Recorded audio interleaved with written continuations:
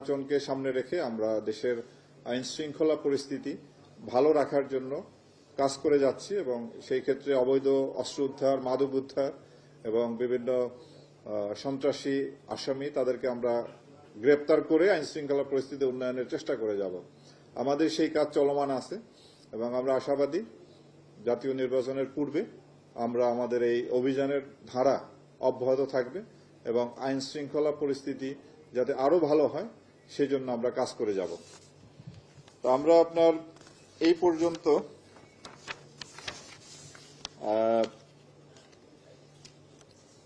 এই মাসে আমরা ৭৬টি অস্ত্র এবং ২৮ জন অস্ত্র মামলার আসামি তাদেরকে আমরা গ্রেপ্তার করতে সক্ষম হই এবং চলতি বছর অর্থাৎ জানুয়ারি থেকে সেপ্টেম্বর পর্যন্ত আমরা ৩২১টি অস্ত্র উদ্ধার করি এবং এই সংক্রান্তে ২০৪ জন আসামি গ্রেপ্তার হয়। হত্যা মামলার প্রায় ১৮৭২ জন আসামি আমরা গ্রেপ্তার করি।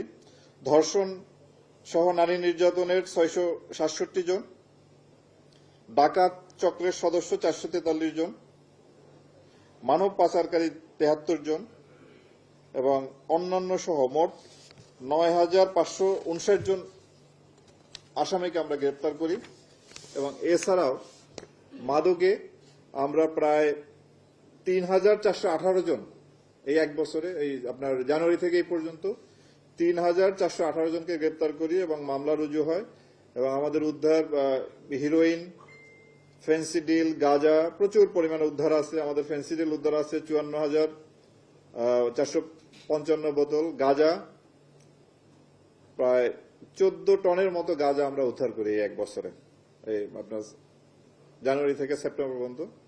ইয়াবা উদ্ধার আছে ৬২,৭০,০০০। এছাড়া দেশি বিদেশি মদ সহ অন্যান্য মাদকদ্রব্য আমাদের উদ্ধার আছে। তো আমরা আশা করি যে আমাদের এই অভিযানের ধারা অব্যাহত থাকবে, অর্থাৎ ফেব্রুয়ারির প্রথমার্ধে যে জাতীয় নির্বাচন হবে সেই নির্বাচন করার জন্য যে রকম আইন শৃঙ্খলা পরিবেশ দরকার সেরকম আইন শৃঙ্খলার একটি পরিবেশ আমরা তৈরি করতে সক্ষম হব। এই জন্য আমরা আইন শৃঙ্খলা রক্ষাকারী বাহিনীর সকল সদস্য এবং র্যাব তো অবশ্যই আমরা কাজ করে যাচ্ছি এবং আমরা আশাবাদী যে আমরা এই সময়ের মধ্যে সুন্দর একটি পরিবেশ তৈরি করতে পারব। তো আপনাদেরকে ধন্যবাদ।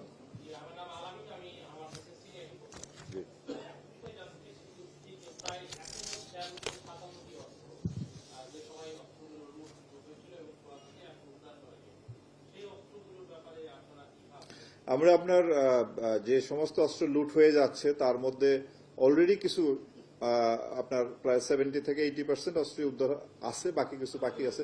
এ থেকেও প্রতিনিয়ত গত মাসেও আমরা প্রায় পুলিশের কাছ থেকে লুট হওয়া 3টি পিস্তল আমরা উদ্ধার করেছি।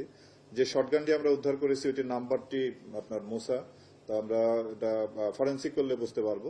তো আমাদের এই প্রচেষ্টা অব্যাহত আছে এবং প্রতিনিয়তই আমরা কিছু না কিছু অস্ত্র উদ্ধার করতে সক্ষম হচ্ছি এবং আশা করি বাকি অস্ত্র যা আছে সেগুলো আমরা উদ্ধার করতে সক্ষম হব।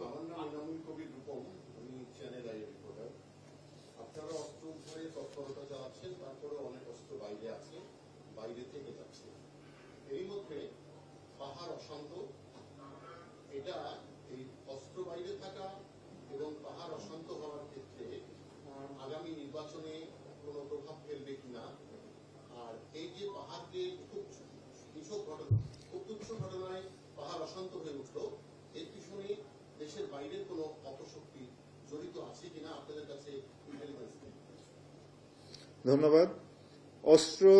বাইরে অস্ত্র থাকে এটা সত্যি সত্যি আমাদের জন্য একটি চ্যালেঞ্জ। এই চ্যালেঞ্জটি আমাদের মোকাবেলা করতে হবে এবং প্রতিনিয়তই আমাদের অভিযান জোরদার করে যে সমস্ত লুণ্ঠিত অস্ত্র সহ অবৈধ যে অস্ত্র আছে এগুলি আরো উদ্ধারে আমাদের সচেষ্ট হতে হবে এবং আমরা সেই প্রচেষ্টা গ্রহণ করে যাচ্ছি।